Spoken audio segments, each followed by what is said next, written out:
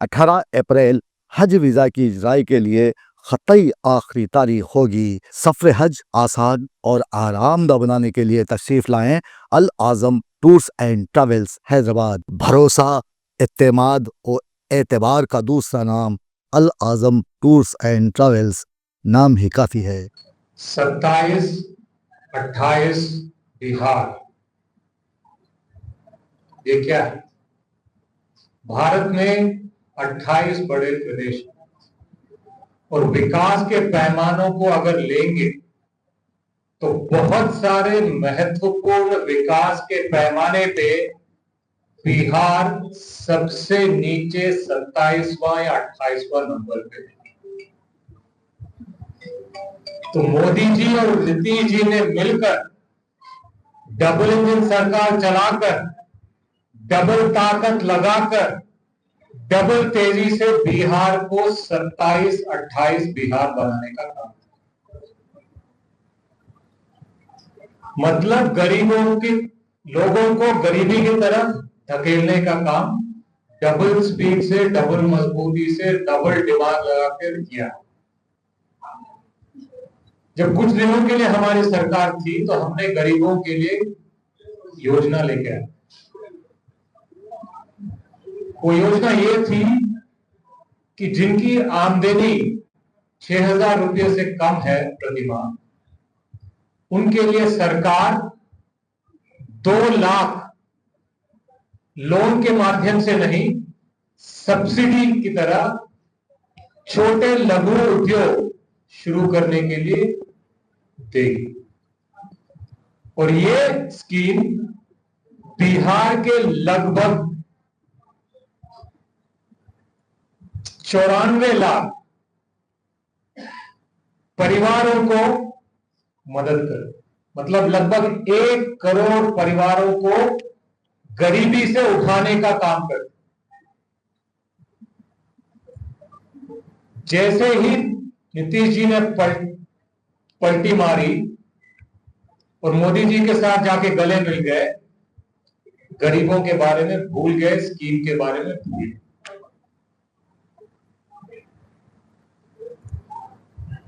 चाहे कोई भी सरकार में हो, 1 करोड़ परिवारों को गरीबी से ऊपर उठाने का प्रयास करने में क्या परेशानी है?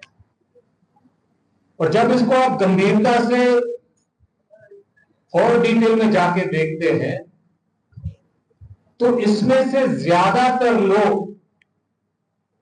वंचित वर्गों से आते। तो जब कांग्रेस पार्टी बिहार की बात, बिहार की विकास की बात करती है या एक बेहतर बिहार बनाने की बात करती है, तो हम लोगों को गरीबी से उठाने की बात करते हैं और उसका एक गहरा कनेक्शन समाज और जाति से। तो विकास और जातिगत जनगणना एक बेहतर बिहार बनाने के एक ही सिक्के के 2 पहलू, और दोनों तरफ से बिहार की सरकार ने बिहार की जनता के आंखों में धूल झोंकने का काम किया। तो सवाल यह है कि बिहार की जनता को 27-28 बिहार चाहिए या बेहतर बिहार चाहिए?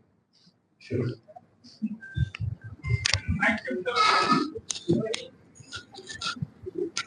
धन्यवाद राठौर साहब, झा साहब, दुबे साहब, हमारे प्रभारी कृष्णा जी, कृष्णा लालू जी, शकील अहमद साहब और आप सभी पत्रकार साथियों। सबसे पहले तो गुजरात की विधानसभा का सत्र अभी पूरा हुआ और तब मैं देख रहा था कि आप सभी मीडिया कर्मियों ने, सभी पत्रकार बंधुओं ने जिस प्रकार से एनएसयूआई यूथ कांग्रेस के नेतृत्व में चली पलायन रोको, नौकरी दो, रोजगार दो यात्रा को जिस प्रकार से कवरेज किया, आज गुजरात का युवा भी इस बात से अवगत है कि बिहार में एक ऐतिहासिक जबरदस्त यात्रा हुआ है। आज इस प्रेस कॉन्फ्रेंस के माध्यम से कास्ट सेंसस जाति जनगणना के कुछ बिंदु पर मैं बात रखना चाहता हूं। यह बात बहुत ही साफ है कि यदि भारत में जाति व्यवस्था नहीं होती, समाज यदि जातियों में बटा नहीं होता, तो शायद जाति विहीन समाज रचना की या कास्ट सेंसस की कोई बात भी नहीं आती। चूंकि भारतीय समाज जातियों में बटा है और जाति व्यवस्था ने तय किया है कि मंदिर में पुजारी के तौर पे कौन काम करेगा और कौन नाली में उतरेगा, कौन जमीन का मालिक बनेगा और कौन भूमिहीन खेतीहर मजदूर रहेगा, ये डिसाइड है, ये कास्ट सिस्टम ने किया है। लेकिन भारत का संविधान समाजवाद के साथ साथ सामाजिक न्याय सुनिश्चित करने की भी गारंटी देता है। और सामाजिक न्याय सुनिश्चित करना है तो जैसे खड़गे साहब, सम्माननीय राहुल जी और कांग्रेस पार्टी डंके की चोट पर कहती है कि हर कीमत पर भारतीय समाज का एक्सरे, जाति जनगणना, कास्ट सेंसस होना ही चाहिए। बिना कास्ट सेंसस से यह पता चलेगा ही नहीं कि आज भारत में दलितों की क्या परिस्थिति है, पिछड़ों की क्या दशा है, अति पिछड़ों की क्या दशा है, डीएनटी, मुस्लिम, आदिवासी, दलित, ये कहां खड़ा है, उनके पास कितना धन है, उनके पास कितनी संपत्ति है, उनको कितने ठेके मिलते हैं, उनकी कितनी नौकरियां मिलती है, मीडिया में कितने लोग हैं, ब्यूरोक्रेसी में कितने लोग हैं, न्याय तंत्र में कितने लोग हैं, ये बिना कास्ट सेंसस के पता चलेगा ही नहीं। और इसीलिए कांग्रेस पार्टी डिटरमाइंड है, कृत निश्चयी है कि बिहार में सरकार बनाते ही जिस प्रकार से तेलंगाना में हमारा करीब करीब 95% से ज्यादा जाति जनगणना का, कास्ट सेंसस का काम बेहतरीन तरीके से, शानदार तरीके से वो जो काम पूरा हुआ वो बिहार में भी हम लोग करेंगे। ये हमारा पीड़ित, शोषित, वंचित समुदायों के प्रति, विशेष तौर पे दलित, पिछड़े, अति पिछड़े, आदिवासी समुदायों के प्रति ये हमारा एक प्रतिबद्धता है, कमिटमेंट। ये मैं जो कह रहा हूं कि एक्सरे, कास्ट सेंसस क्यों जरूरी है, उसकी छोटी सी एक झलक मैं आपके बीच में रखना चाहूंगा। कांग्रेस पार्टी के हमारे नेता के राजू साहब ने उसका एक स्टडी किया है, उसकी कुछ एनालिसिस आपके सामने रखना चाहूंगा। हमारे देश की ब्यूरोक्रेसी में 75% दलित, आदिवासी, ओबीसी जनसंख्या के सामने जब यूनियन सेक्रेटरी बनाने की बात आती है तो केवल 6% ही उसमें दलित, आदिवासी, ओबीसी होते हैं। 75% के सामने केवल 6%। इसलिए जरूरी है कास्ट सेंसस। जब न्याय तंत्र की बात आती है तो 75% दलित, आदिवासी, ओबीसी के सामने केवल 19% ही न्याय तंत्र में एससी, एसटी, ओबीसी का प्रतिनिधित्व है। शैक्षणिक संस्थाओं की, एजुकेशनल इंस्टीट्यूट्स की मालिकी की जब बात आती है तो 75% के सामने एससी, एसटी, ओबीसी केवल है 6%। मीडिया हाउसेस की मालिकी में 0%। एनजीओ की मालिकी में केवल 2%। जो लोग सामाजिक समरसता का ढिंढोरा पीटते हैं, उस संघ परिवार की लीडरशिप में दलित, आदिवासी, ओबीसी केवल 4%। बॉलीवुड और एंटरटेनमेंट इंडस्ट्रीज में केवल 7%। स्पोर्ट्स में 29%। एनएससी स्टेट कंपनी में एससी, एसटी, ओबीसी केवल 6%। प्राइवेट अस्पतालों की मालिकी में 17%। भारत सरकार के यूनियन बजट में 75% की आबादी के सामने केवल 30%। स्टेट के बजट में 34%। एयरपोर्ट के ठेकों में 0%। पोर्ट के ठेकों में 0%। रोड रास्ते के कॉन्ट्रैक्ट में 2%। एनर्जी क्षेत्र के कॉन्ट्रैक्ट पे टेंडर में एससी, एसटी, ओबीसी केवल 7%। माइनिंग की लीज दलित, आदिवासी, ओबीसी को 1%। प्रिंट मीडिया में केवल 2%। इलेक्ट्रॉनिक मीडिया में 2% और डिजिटल मीडिया में केवल 4%। ये है भारत का एक्सरे। यदि कास्ट सेंसस पूरी ईमानदारी से हो, जाति जनगणना हो तो इस प्रकार का वास्तविक चित्र पूरे हिंदुस्तान के सामने, पूरे भारत के सामने, सारे प्रदेशों की सरकारों के सामने, पूरे भारतीय समाज के सामने उजागर होगा, तो फिर उसके बेसिस पर इन दलित, पिछड़े, अति पिछड़े, अल्पसंख्यक, घुमंतु, आदिवासी, इन वंचित वर्गों के लिए किस प्रकार की योजनाएं, किस प्रकार की पॉलिसी, किस प्रकार की नीति और कानूनों का निर्माण करना है, उसके लिए बेहद जरूरी है कि हर कीमत पर कास्ट सेंसस हो। लेकिन मोदी जी और उनके जितने भी सहयोगी दल है वो बिल्कुल नहीं चाहते कि जाति जनगणना हो। वो ये कहते हैं कि ये तो गरीबों की एकता तोड़ने की, समाज को जातियों में बांटने की बात है। भारतीय समाज पिछले 2,500-3 हजार साल से जातियों में बटा ही है। हम तो चाहते हैं जाति निर्मूलन हो, हम तो चाहते हैं अंततोगत्वा एक ऐसे समाज का निर्माण हो कि जिसमें केवल एक ही पहचान बचे कि हम सभी भारतवासी। लेकिन वो लक्ष्य की प्राप्ति के पहले पता तो चले क्या पिछड़ा कहां पर है, अति पिछड़ा कहां पर है, आदिवासी कहां खड़ा है, दलित कहां खड़ा है, कितने संसाधन, कितनी धन दौलत, कितनी संपत्ति और कितना बजट किसको मिलता है। यहां की सरकार ने भी, राहुल जी, खड़गे जी और कांग्रेस पार्टी के बार बार लगातार जाति जनगणना, कास्ट सेंसस का सवाल उठाने के बाद यहां पर भी एक सर्वे करवाया। लेकिन सर्वे का तात्पर्य यह था कि सर्वे में जो निकल कर आएगा कि गरीबी का निर्मूलन होगा, उस दिशा में कोई काम नहीं हुआ। और यह भी कहा था कि आरक्षण की कैप को हटाकर रिजर्वेशन को बढ़ाया जाएगा। लेकिन पटना हाईकोर्ट में जब इस मामले को लेकर पिटीशन फाइल हुआ तो यहां की सरकार ने बहुत ही कमजोर, ढीले ढाले तर्क दिए। मतलब कि नहीं, हमने तो कास्ट सर्वे करवाया था, इस प्रकार का पॉलिटिकल बेनिफिट मिले, लेकिन सही मायनों में कोई काम न हो।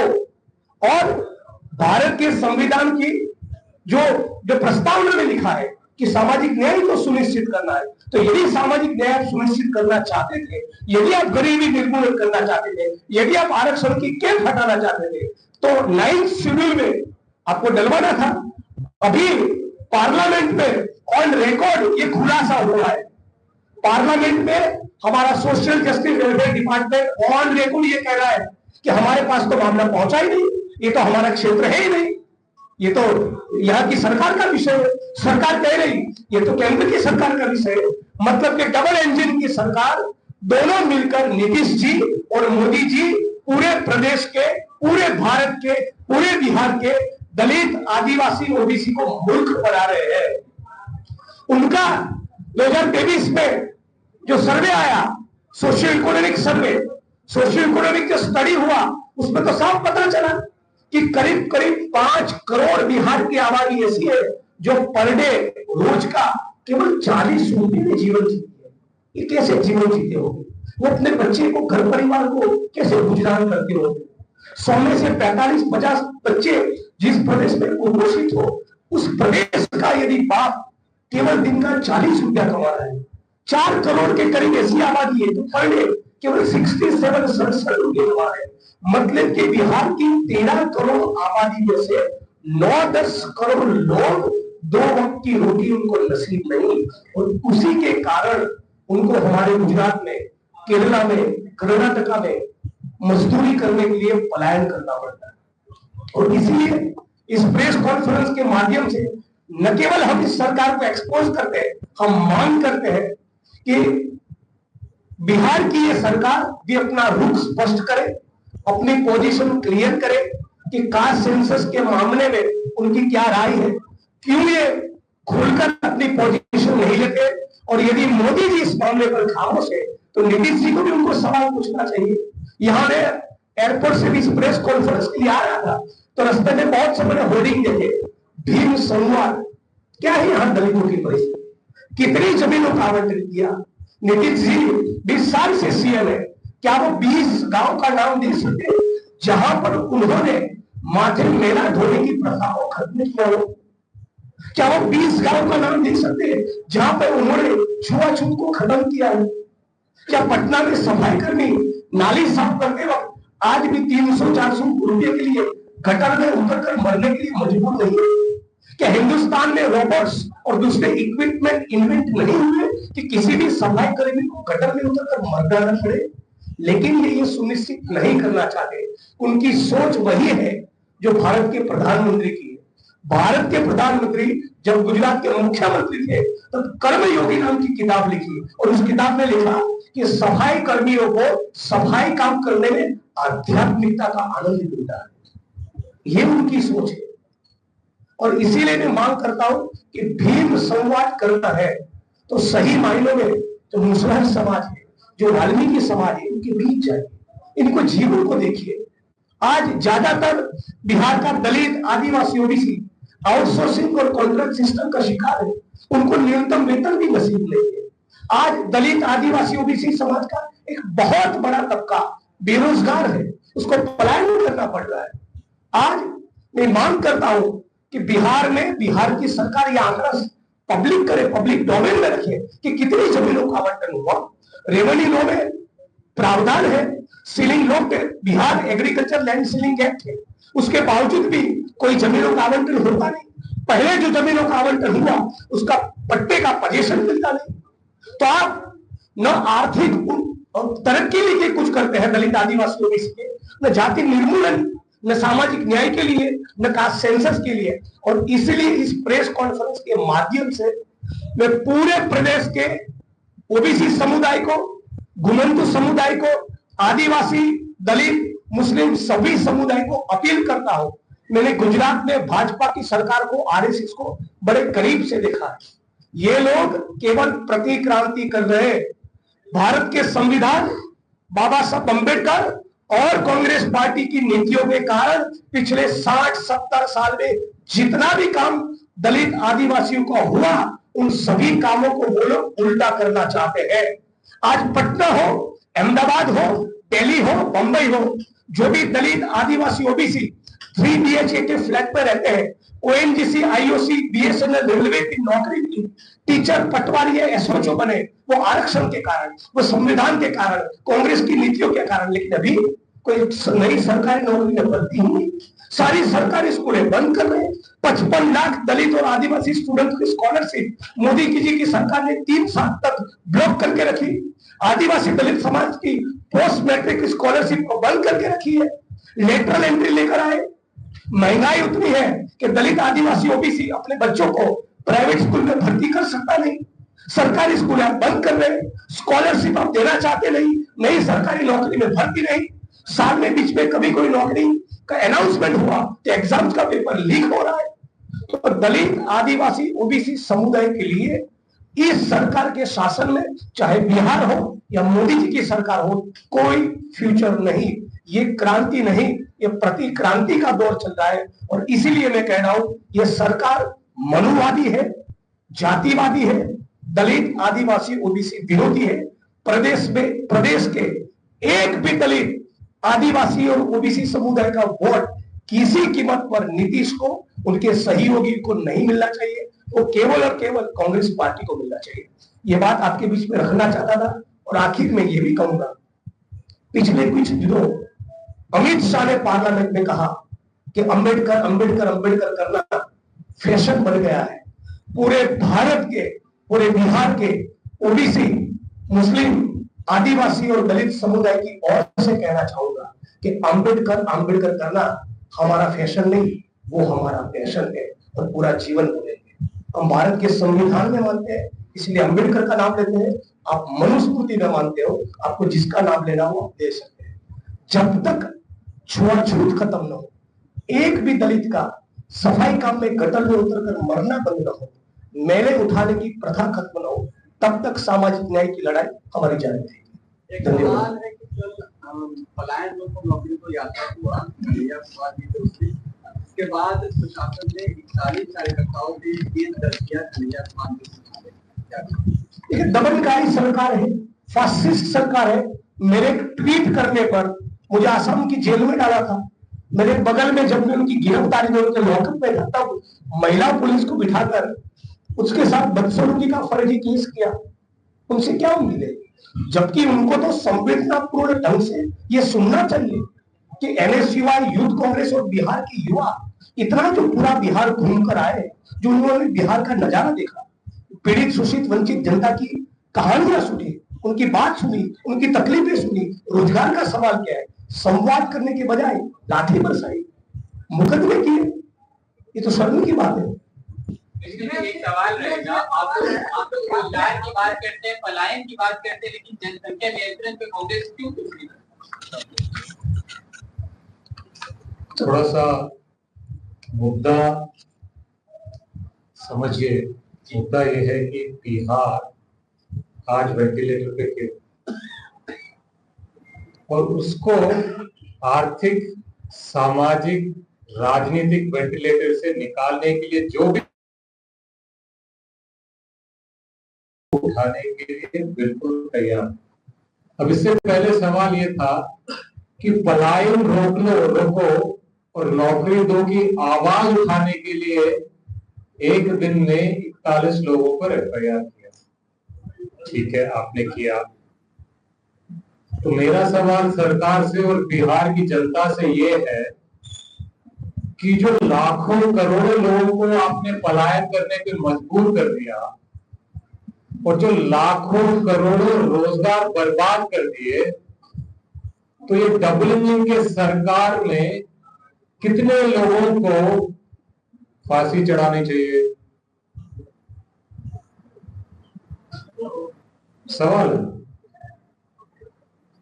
अगर पलायन रोको, नौकरी दो, तो आवाज उठाने के लिए 41 एफआईआर करते हो, तो करोड़ों बिहारियों को पलायन करने में मजबूर करते हो और करोड़ों बिहारियों को नौकरी और रोजगार से वंचित करते हो, सालों साल करते हो, तो इस पे बिहार की जनता ये डबल इंजन के नेताओं को क्या सजा दे? फांसी पे चढ़ाए?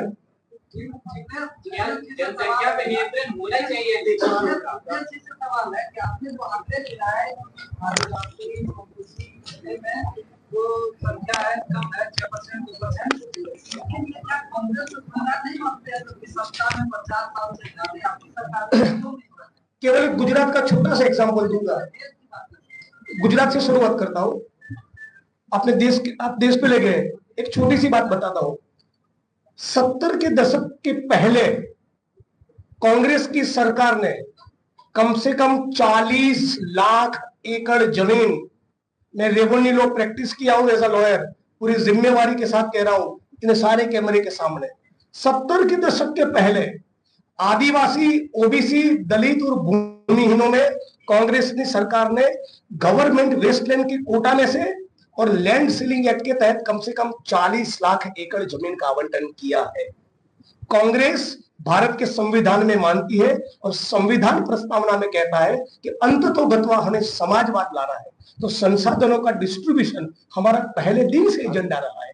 आज जो लाखों की तादाद में जो दलित, आदिवासी खेत मजदूर थे, उसमें से सैकड़ों हजारों लोग एसडीएम बने, कलेक्टर बने, एसपी बने, ब्यूरोक्रेसी में गए। ये कैसे हुआ?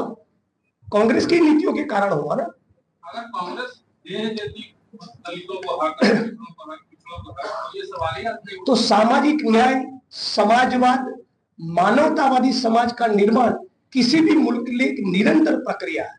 हमने उसमें सब्सटेंशियल ठीक ठाक कंट्रीब्यूट किया है। अभी मोदी की सरकार तो पूरा उल्टा कर रही है और अभी जो काम बाकी है साथ में मिलकर हमको करना चाहिए, उसके लिए कास्ट सेंसस होना चाहिए। मोदी जी चुप है। तो 2011 में हमने जो सेंसस का रिपोर्ट किया, अभी भी आपके माध्यम से सरकार को पूछ रहे, जारी करिए ना, डिस्क्लोज करिए वो रिपोर्ट। राइट, अभी 10 साल से उनकी सरकार है। जो कांग्रेस की सरकार ने कास्ट सेंसस करवाया उसका रिपोर्ट पब्लिश करे। कोरोना की बात हो रही है, उसमें तो जो बिहार के सीओ है वो तो 52,000 का सर्टिफिकेट बना कर दे ही नहीं रहे हैं। तो बिना 52,000 का जो सर्टिफिकेट नहीं बढ़ेगा तो लोगों को 2 लाख रुपया मिलेगा नहीं। तो गलती किसकी? बिहार सरकार में काम करने वाले कर्मचारियों की। तो कर्मचारी को अलग आप बिहार सरकार से क्यों कहते हैं? मंशा की बात है ना, इच्छा शक्ति की बात है। अगर इच्छा शक्ति होगी तो सर्टिफिकेट भी बनेगा, इच्छा शक्ति होगी तो उनके बैंक के खाते में पैसा भी आएगा। लेकिन झूठ की पूरी एक बयार है ना 2014 से, तो नौकरी का तो मामला रहता ही नहीं अगर मोदी जी 2 करोड़ का वादा पूरा कर लेते। तो झूठ की बयार के सामने नए नए शगुफे लाया जाता है ताकि वो जो वादे थे वो भुला दिए जाएं। एक जी अच्छा, तो कोई संवाद करे भाई, मान लो कोई संवाद करे, धरती पर जो नजर आएगा उसी की बात करेंगे ना। रहा सवाल इसी प्रदेश में लंबे समय तक श्री कृष्ण बाबू यहाँ के चीफ मिनिस्टर रहे, उनके जमाने में बड़े बड़े जमींदारों से जमीनें लेकर के गरीबों में बांटने का रिकॉर्ड तो कांग्रेस के ही काल में है ना। ये तो कोई हम लोग अपने बड़ों से पूछ लें कि किनके जमाने में हुआ। विनोबा भावे का भी कार्यक्रम जो कांग्रेस के साथ जुड़े हुए थे, उनका कार्यक्रम जमीन के आवंटन को गरीबों तक पहुंचे, बड़े बड़े जमींदार बिहार में थे। तो शुरुआत तो श्री कृष्ण बाबू ने की। तो जो कांग्रेस का जब आता है मामला तो वो इंसाफ पसंदाना रवैया अख्तियार करता है।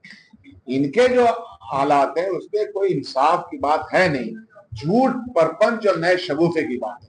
संभालिए। आप लोग चुनाव आते ही दलित की बात करने लगते हैं। अरे ये चुनाव आते ही आप लोग आपकी पार्टी के अध्यक्ष बदल के उससे पहले लगातार